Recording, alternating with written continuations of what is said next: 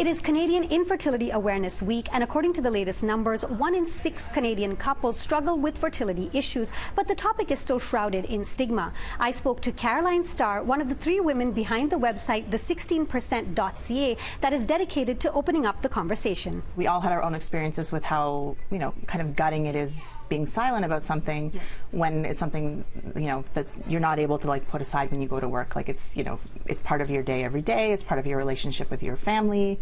It's part of so much. Caroline, along with former colleagues Alison McDonald and Ariel Ng Boubonet, created 16%.ca as a safe space to break the silence, share, and lend support. People feel shame about it. They feel like it was something they did. They feel like they should have tried earlier.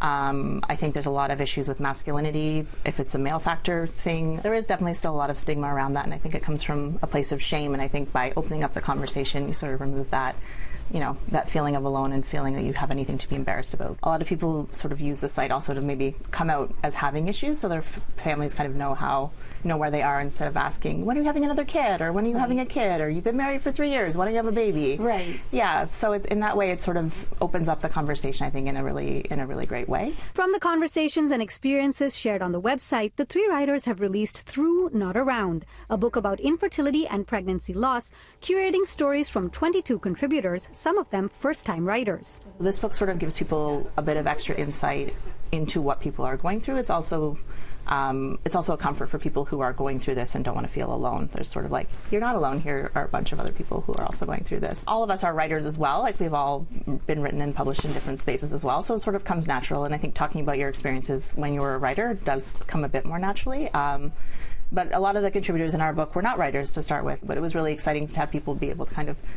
put their sort of story down and kind of decide what the relevant pieces were, or what they wanted the theme of it to be. Mm-hmm. So that was really kind of great working with first-time people as well. While the book and the website both want to open up the conversations around infertility, it is still a delicate topic that needs to be approached with some sensitivity. For a list of things not to say and how best to support those experiencing infertility in your life, go to our website, citynews.ca.